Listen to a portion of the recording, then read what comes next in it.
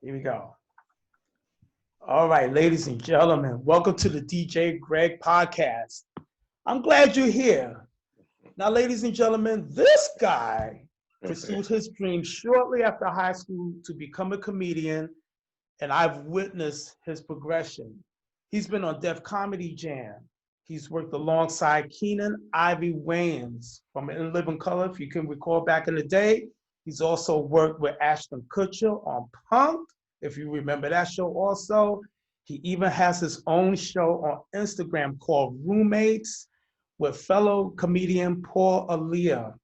He was even my roommate back in the days. Oh, Ladies yeah, and yeah. gentlemen, I am crazy ecstatic to present to you my buddy Ian Edwards. What's up, Ian? What up, fam? How you doing, bro? I'm good, man. I'm good, man. I'm glad that you are here, man. Thanks Mm-hmm. for coming. Really appreciate it. Oh, my pleasure, brother. Right I on. wouldn't be here if it wasn't for you. I don't know about all that, though. Yeah, I do. Yeah. As the interview goes on, I'll prove my theory. Okay. All right. We're going to get to that. But let's go back in the day, though. Mm-hmm. Like when we first met, I think it was maybe 85, 86. Something like that. I don't like to do like dates. that. Yeah. I'm dating. I'm dating you, but Yeah, please don't. Yeah. And I'm dating myself too. Yeah. And I remember you saying, okay, I had enough. I don't want to do a 9 to 5, and I want to get into comedy. Mm-hmm. What brought you to that moment?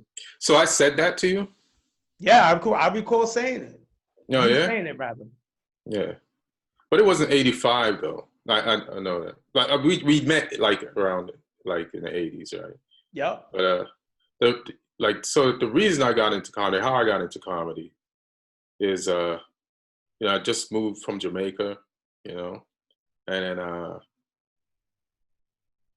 just like so I was like going to Uniondale, which you were going to Uniondale. Right. But it's funny, but I think I met you. Did we see each other in high school? No. Or in Burger King? It was Burger King. So it's funny, like we're going to the same high school, but I don't really meet you until like we're working at the same Burger King in East Meadow. Yep. Right? Yep. And then most of the time I was doing the broiler, like putting the patties, from the freezer, and there's a little freezer like right in front of the broiler. Right. And people are calling out orders, and you're like, so you got to put.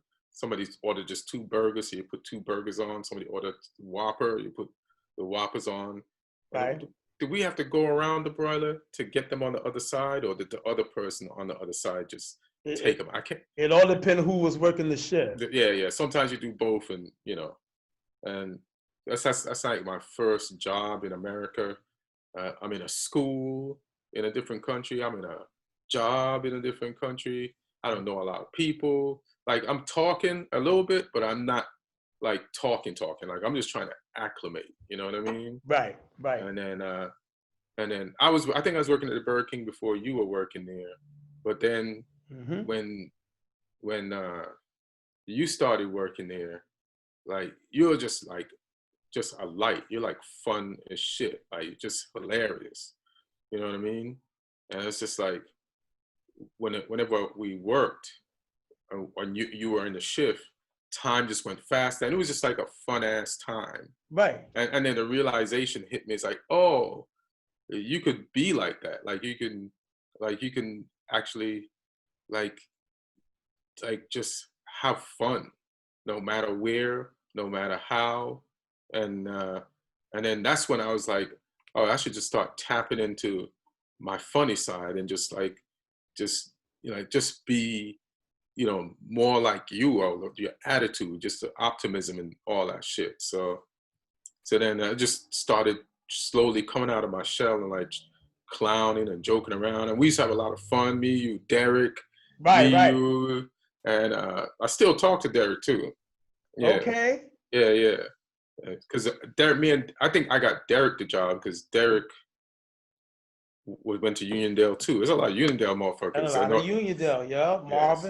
Marvin. So Derek went to Uniondale too. We was on a soccer team together. Yep. So I think I got him the job at the Burger King. So then we all used to work there. Like in this white neighborhood, this East Meadow Burger King and shit. And we just used to just clown and have fun. And the other people that was there too. I was also a little mean because I remember we used to make fun of people. Yep. But that was a part of it. And then in retrospect, I feel bad about some of that. Like I felt everybody was having fun, but everybody might not have been having fun, and they were the brunt of the show. But it was just a way to just get out of my shell. Like, you showed me the way to get out of my shell and how to communicate, because I'm just trying to learn. Like I don't know none of the music people know. I don't know none of the sports people know. Mm-hmm. I know some of the TV shows. It's like I don't know none of the culture. But humor is like, I was slowly learning sports. I was slowly learning music, but humor was just like some automatic shit you could just cling to and learn. And so then we just started joking around. Work was just fun. And then like, long story short, like, I was just started always joking around. And then one day at Burger King, I was taking orders on the drive-through, and I was just being my jokey self. Right. And I was like taking orders, and one of the orders that I took, the person came to the window to collect their food, and they was like, "Hey man, was that you that just took my order?" I was like, "Yeah." So, "Yeah, you're funny, man. You should be a comic." And he said that, and as soon as he said it, it just resonated. Like nothing has ever resonated before. I didn't expect to hear that. I was just being, just having fun. Yeah. And he said that, and then, and as soon as he said it, I was like, "Oh, that's what I'm gonna do." And then from the light went on, and it just never went off. Right. So then I started like going to the open mics at Governor's down the street. There's a comedy club down the street. So it's so weird. You get a job in a neighborhood, right? Right.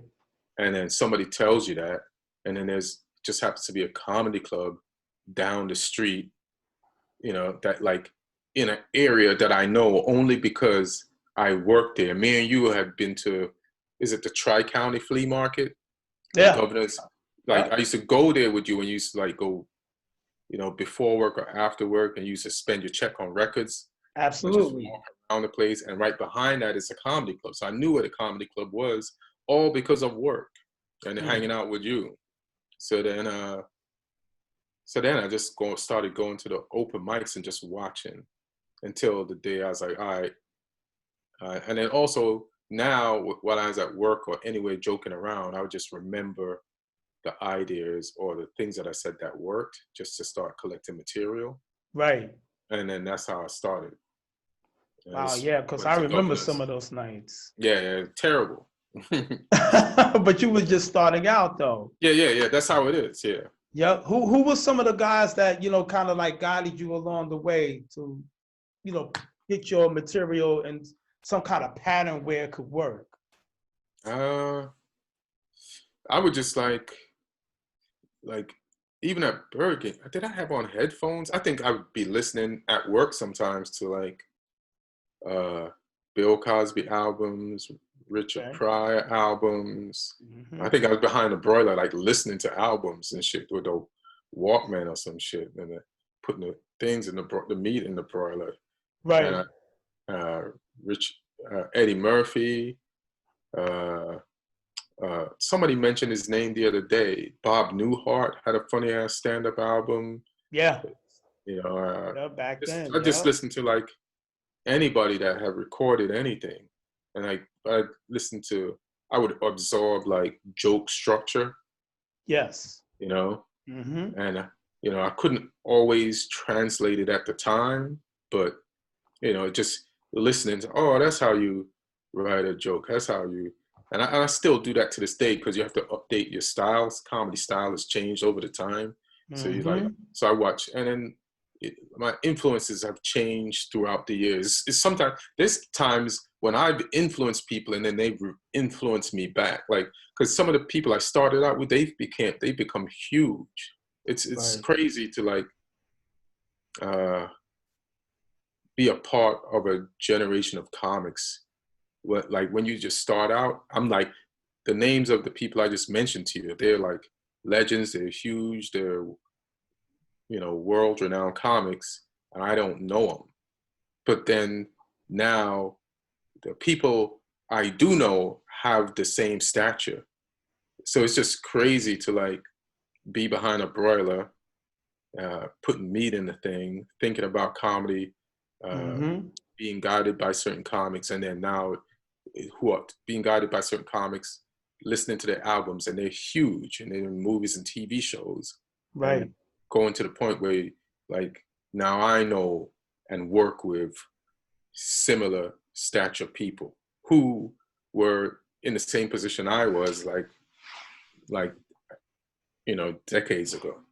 Right. It's mind blowing, man, because what really blew my mind, even Mm-hmm. when we were roommates back then, and I Mm-hmm. never saw you, by the way. Thanks for Mm-hmm. that. I mean, thanks for making the rent late. You're I welcome. never saw you because you were so into your craft.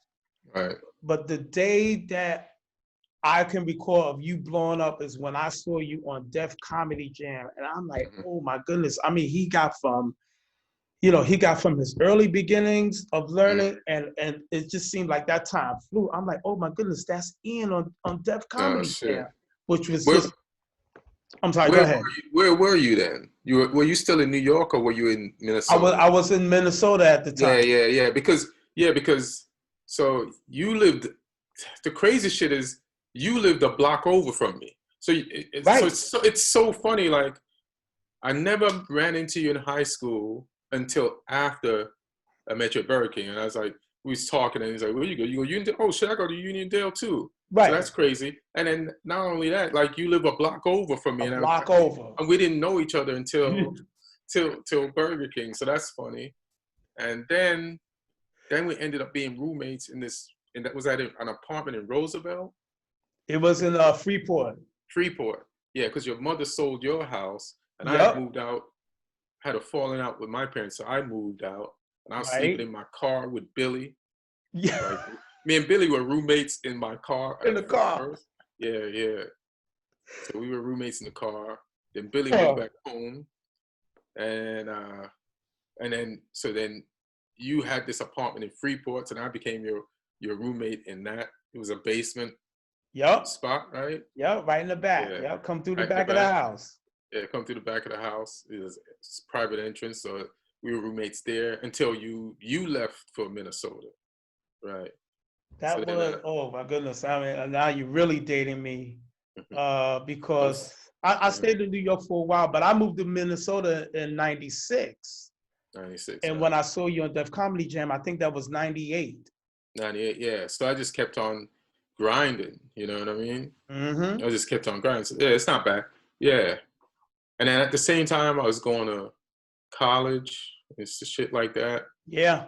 Trying to finish that, and then yeah, just like just grinding. Like it's comedy's hard when you're not funny, and so it just drives you, or it drove me to learn how to be funny, so that just to make the job easier. Right. So you know, I'd get up as much as I can. And I had a crew of comics that I started out with that we lived kind of in the same neighborhood. We all met at Governor's First, and then we just go from club to club. We drive. We're making no money. We get in somebody's car. So luckily there was like one comic who had a nice car and had money. So we just jump in his car, and then like we'd go to like Yonkers or Westchester because there was like comedy clubs there, and we paid a toll, or he Right. paid Right. a toll, but it was all he had like a good regular job. I can't remember his name right now, and we just drive all over the place, and then we, you know, bomb or do okay, Right. and then just grab something to eat on the way home, talk, chat, rinse, Right. repeat, do that shit again. So it was just always fun. Like I can't even tell you where the years went. It just was Mm. always fun, even when you're struggling. And there was a lot of years of like just trying to get funny, man. And the Yeah. funny thing about comedy is like you when you get your first 5 minutes of solid funny that works everywhere, and you're like, ah. So now people think you're funny, but then you only got 5 minutes now, and you're afraid to leave that 5 minutes and try new shit because then you're not going to be funny again. You know what Yeah. I mean? Yeah. And then you have to like at some point you're like, yeah, I'm only funny for 5 minutes, and I gotta try to be funnier for longer than that. So I gotta try new jokes because you only have a limited amount of stage time at that time. Yeah. So like you have to take the chance to bomb again to get even funnier for a Right. longer length of time. So it's like, because that 5 minutes of fun is like your security blanket. Like you know you're gonna do good, and that's the point you've been trying to get to since you started. And then so then you have to do the same thing, go through the same process, get another 5, then another 5, and then another 5 Right. until you can like, you know. So it's just like it's just a never ending learning process, you know what I mean? Right. Right. And so while you're going through that process, you got the 5 minutes. Hmm. And then, of course, you're still progressing. You're working with Keenan Ivory Wayans on his show, Yeah. and then you're also working with Ashton Kutcher on his show Punk back then. Hmm. So was that experience a great guide for you in adding more time to your show, to your own comedy skits? Well, those times, those are just like career moves, you Yeah. know, like getting like a first writing credit and that job being in LA was I kind of wanted to move to LA anyway. So Mm-hmm. that the Keenan job got me out here, but stand up got me to that job. Okay. You know what I mean? Right. Stand up got me that job for writing on that show. He was looking for comics. So that was a hard job. That job was like boot camp, you know?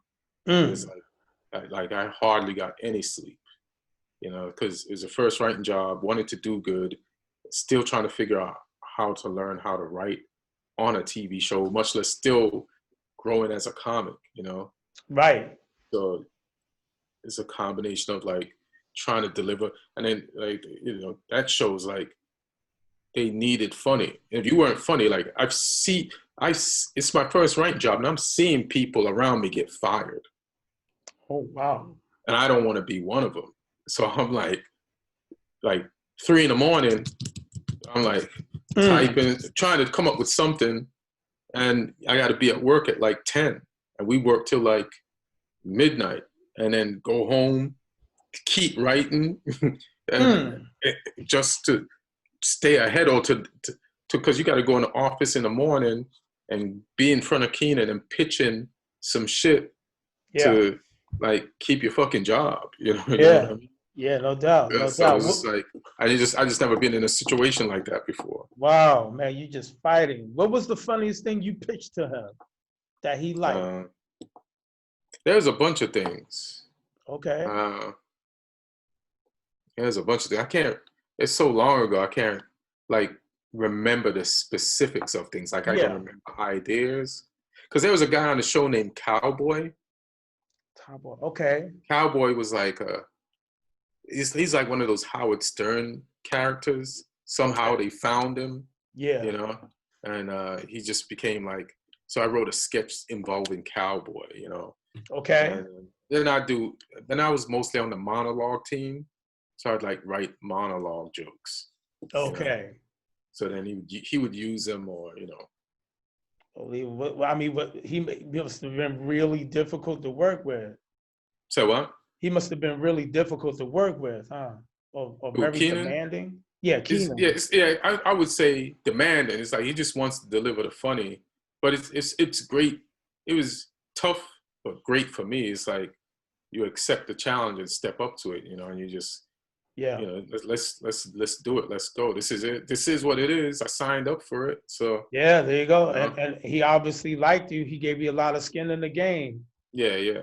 No doubt. What Mhm. about Ashton Cooker though for Punk? I mean, Uh, how did he find you? there was an audition. They were looking for like a new cast for that season, Okay. and I think my agent at the time sent me to the audition. And it was funny about that audition is because right before that audition, I was hanging out with like JB Smoove, who was my roommate in LA back at that time. Oh, wow. And I was hanging out with Kevin Hart a lot. Okay. And because he just moved to LA and he was like, Mm-hmm. you know, he was booking shit. We were doing the same comedy clubs. I knew him from New York, and we're all doing the same comedy clubs. Right. But then JB and Kev were a lot like you, where y'all have this freedom, you know, and you're not afraid to like talk and put yourself out there. You know what I mean? And just Okay. like engage with complete strangers as if you were like friends for years. Like I'm a little bit more reserved and cautious, you know? Right, right. I see what you're saying. So then they just had all this power. And I was like, going to a bunch of auditions, I was like, I'm not booking anything, but these dudes are always booking things.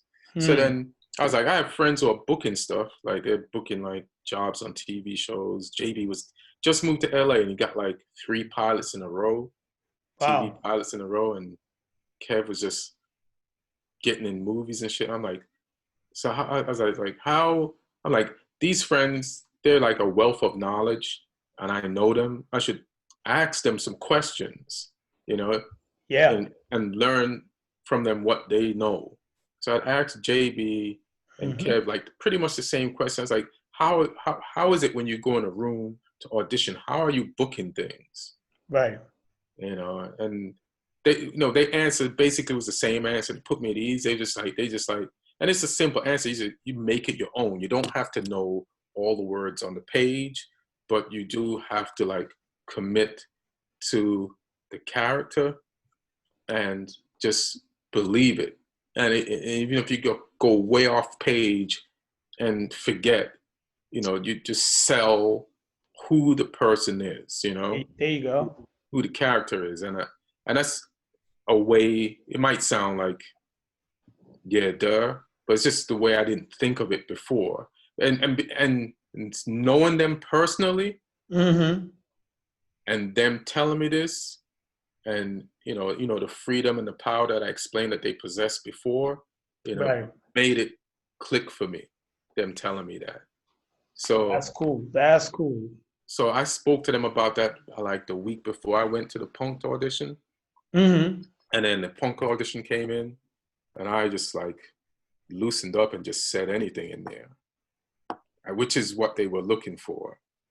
Mm. And then it was one of those auditions where they bring in like 4 people in the room to improv some shit, Oh, wow. and then at a time, then they send them out, and then on the way out, they'd be like, "You 2 stay, the other 2 go home," and then they bring you back in the room with 4 or 3 more people, and after you do it again, a different improv exercise, they'd be like, "You stay, the other 2 go home." So you're watching people getting, Woo. dwindled out, Wow. throughout the whole thing. And then, like, by the end of the day, like, I was in, like, the last group of, like, 5 people. And everything I was doing in there, I just didn't give a fuck. I was loose. There was one sketch, Yeah. a thing where it was just all improv exercises. Like, he was like, "You're in a band. You 3 are in a band, right? And Mm-hmm.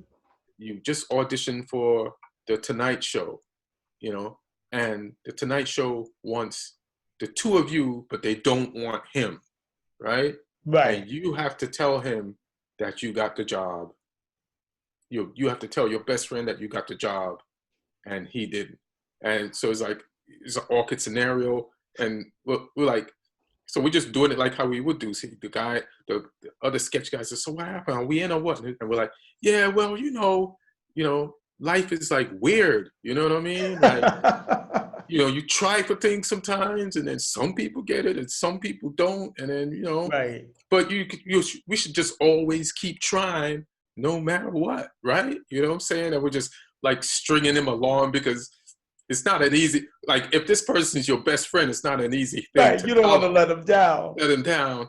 And then I eventually I have to tell him that me and his girlfriend got in, and he did, and then he looks at his girlfriend, and it's all fake. He looks at his girlfriend, Right. and he's like, "Then if you're in and Ian's in, what about us?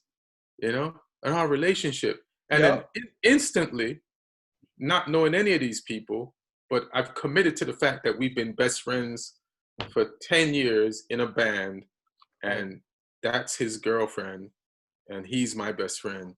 And he's like, so he turns to the girls like, but what about us? And I'm like, oh yeah, I forgot to tell you about that. And then I grab her and make out with her right in front of him. Oh, man. And You everybody in the are room good. just died. Everybody in the room just died. And I was in. After that, I You was were in. in. And she went for it. Like back then, you could do something like that. Like we just all role playing, you know. Wow. That was like the final punchline. It's like, oh shit, all right, you're in. Yeah, you're in, man. Let me write Yeah, this check out for you right now, yeah, dog. Let's get it. yeah. Man, okay, so that had to be, I mean, that had to be like, yeah, you get Yeah, into that mindset where you're like, okay, I'm just gonna do this character and whatever happens, happens. yeah. Whatever happens, don't worry about the Don't words, worry about it. because like when I worry about the words, it stiffens me up. Yep. I start thinking, am I saying it right? I'm not in character. I'm not Right. in. I'm not selling anything. I'm I'm I'm too aware of my surroundings. I don't Yep. believe the circumstances and the conditions of this person's life that I'm living and creating in the moment. I'm thinking externally instead of just not thinking at all and just being. Right. Just So run with it. yeah, Yeah. So yeah. so even that experience got you set up for being in character on Roommates with your man Paul. How did Yeah, that yeah. come about? So I just did a special, and it was on Comedy Central. It's called Ian Talk, and it's produced by Bill Burr. Like just Okay. talking about Yep. like friends who are on the level of the people I used to listen to when I started, like Bill Burr, Rogan. Like I, Yep. go did comedy with Chappelle and shit Yep. like that. Just like people who we were just nobody knew us. Mm-hmm. Nobody knew us. And I'm not saying I'm on the level of these guys. I'm just saying we all were. There was a time when nobody knew us. We just going to the clubs, Right. doing comedy, and we knew each other. And there's other people on the list. Like we're just like, and we all bond because we're comics and we're all the same age, and we're just trying to get somewhere. Some people, so we're just trying to get somewhere. So the Roommates is like Burr produced a special. It's on Comedy Central. It's produced by allthingscomedy.com, which is his company. Yep. And I wanted to like promote the special and keep the promotion of the special going. And Okay. another friend of Paul, his name is Mo Amer. He did a special for Netflix, but he kept on making these sketches to keep on promoting the special, because I didn't want to just have a big promotion weeks before the special came up and then after the special came out stop promoting. I wanted to continue to promote it because I feel like if you have an album, Yeah. even if you came out 10 years ago, you got to keep promoting it, because if you didn't become a millionaire off the album, then most people in the world didn't hear it. So if you keep promoting it, even if it's old, it's new to the people who just heard about it. Right. So I feel like any album or special, if I'm not like a household name from the special, then it's not because the special wasn't funny. It's because people haven't seen it yet. So let's keep promoting it. So the Roommates, at the end of the first like bunch of Roommate sketches, they'd be like the tag for my special, where to watch it and the name of it.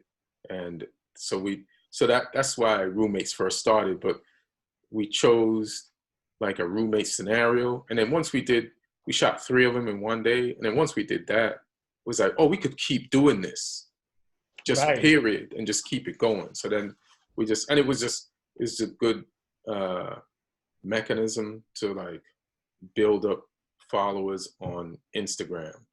you know, and have something to post. So Yeah. then we just did And that. and it's working. Yeah, yeah. You know, and it's Mhm. working. When I saw the number of followers you have, I'm like, well, there's a Mhm. K at the end of this number. I'm like, are you serious? Because I didn't know. I got to get on Instagram more. But that just shows you the power of consistency. You Yeah, know, yeah. and then I saw another skit, or maybe it wasn't a skit, because I know Mhm. you're an avid soccer fan. Right, right. Talking about, Manchester United, Yeah, you yeah. pop a jump with your boy. Uh-huh. And I'm like, okay, Ann is really just like, he's just like into it, you Yeah, yeah. know? It's just, Podcasting, yep. making sketches, photos, going to shows, you know, just making our own content, which you Right. And have to even do. and even being on late night shows, I'm trying to recall what was the late night show host? I want to say his last name was Colbert, if I'm right. Were you on his show? Steve Colbert. No, I was on Conan like 3 or 4 times. Okay, that's right. It Yeah, yeah, was yeah. Conan. Yeah, yeah, Conan. Okay, I knew it was something. I saw you. I Mhm. did see you on Conan one time. You've been on there 3, 4 times? Yeah, maybe like 3 or 4. Yeah, I can't remember. Yeah, Man, yeah. that's impressive. You're impressing the heck out of me. Dude, so okay, so Hmm. you're getting there. What's next? Uh, survive this plague. Yeah, just survival is next. That's is Yeah. like, you know, it's like that's the number one thing. It's like, what is really going on out here? We have no idea. We have two sides, two parties, Mm-hmm. uh, trying to take advantage of, politicizing a thing is confusing me, much less Mm-hmm. everybody else in the country. Right. And I'm just trying to survive this, and also just remember to keep on having, the fun that I learned from you, throughout this. And then we'll see what happens. Maybe something will happen in show business through this or after this. But the main thing is like just keep it like just fun, man. I just got to keep making myself laugh. Absolutely. You Yeah. make yourself laugh. There's a story in just about everything that you said. And Hmm. and you can twist it any way you want to twist it. I mean, this whole thing is Hmm. like a movie. I mean, some crazy kind of like pandemic, political, uh, people, like maybe Scary Movie 8 or something like that. Yeah, yeah, I mean, who knows, man? yeah. Black. It is mad crazy out here. Yeah, But yeah. I didn't know that at that time I had that kind of effect on you. But Mhm. I appreciate you saying that. No, it's After real this, talk, man. after this, I'm gonna go cry. Happy tears for real, man. I Don't had be to a wuss, go. Greg. Don't be a wuss, Greg. Yeah, yeah. You're not gonna see that on this camera. Not on my time. Not on YouTube, man. No, for sure, man. It's like you definitely made my life better, bro. Straight up. It's like, like everybody is putting out a vibe. The only credit I can give myself is like I like there's a buffet of vibes, and Uh, I was like, I like Greg's vibe. Let me choose that vibe. So it's like everybody has their choice of vibes to take, or to lead you in a direction to get to who you are. And I just felt like it was the funnest one or the funnest route to take, and then shit leads to shit. You step in one thing, and you next steps right. in another, and then Yep. I mean, it's a because it was a domino lot of effect. fun. Yeah, yeah, yeah, And that's what us guys do, man. yeah, There was music, there was laughs, yeah, yeah. there were ladies, at the Hmm. time, and Hmm. it was everything at that time was just like funny, or the music was just jamming at the time. Right, right. So you gravitated. But one other thing, you put in the work. Yeah, yeah, yeah, for You sure. put in a lot of work into this craft, man. Yeah, that's the Jamaican in me. That's it. He's got 7 jobs. Yeah, that's the Jamaican. I just worked comedy like it was 7 jobs. Yeah, Hey, literally. that's what you got Yeah, to do, man. Same yeah, thing man. with any kind of craft. Yo, Hmm. so Ann, if people want to get in contact with you, what's the best way to like reach out? On Instagram and Twitter, at Ian Edwards Comic on Instagram and Twitter. Okay, Yeah. one last question for you, my man, before Mhm. we head out. What's your meaning of success? To be honest, like first, I think the funny thing, it's always been fun. Like if I like have fun, because there was a time when I was like trying to get to a certain amount of success, but then I thought about if I miss all this fun on the way to success because I'm just trying to get to this certain number of security, then I'm gonna miss out on a lot of fun because comedy is fun. It's going great for you at the time. You're just around funny people. You're gonna laugh. You're gonna make people laugh. People are gonna make you laugh, and to just laugh like on a journey. Like there's been some nights like I'm hanging out with Patrice O'Neal, Bill Burr, Chappelle, and yeah, I'm just there's just Keith Robinson, Jim Norton, Colin Quinn, like at the Comedy Cellar at a table. Yeah. Will Sylvince. I've hung out with Talent. This guy, Talent's from New York. Like we just have meals after a show and just laugh, just eat, laugh for hours. Like shit Right. You'd have to pay for, like just eating, talking, like family, and just fucking laughing, and like every day, Right on. like no matter financial status, just like laughing, like six-pack laughing, you know what I mean? Right, like, right. And also getting somewhere where you can like pay your bills and shit like that. Yeah. I mean, and I definitely want more financially, but I just never want the fun to stop. You know what I mean? Go. There you go. So get that money, pay your bills, but keep the fun going. Yeah, keep the fun going, man. Dude, man, it was great to connect with you once again. Care, man. brother. Thank you so much for coming on. I really appreciate your time. Oh, thank you, brother. Yo, anytime, man. Anytime you want to jump back on, get some good laugh and memories, I'm right here. Yeah, for sure. And it's like I don't know if people know, like it's so funny because remember the show Putting on the Hits? Like Greg was on Putting on the Hits. You are exposing me, man. I got to cut you off like right now. No, but it was a great. It's a great thing. Yeah, you're working at Burger King and you're on listen, it's crazy, bro.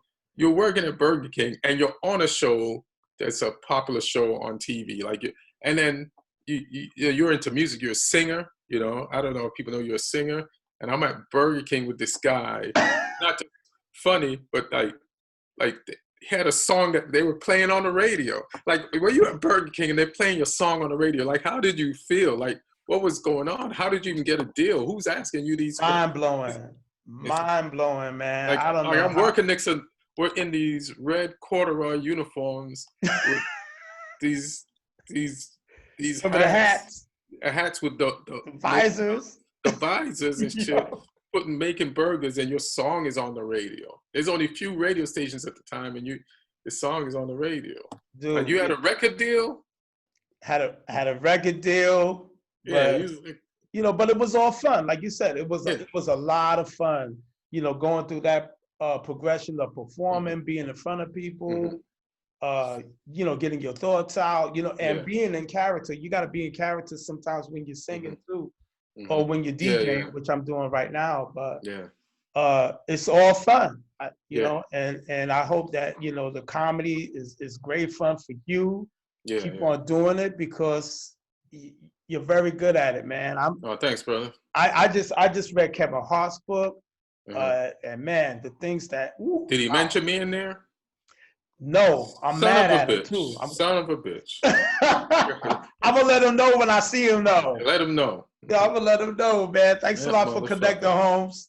All right, thanks, brother. Thanks. Appreciate it, man. All right, man.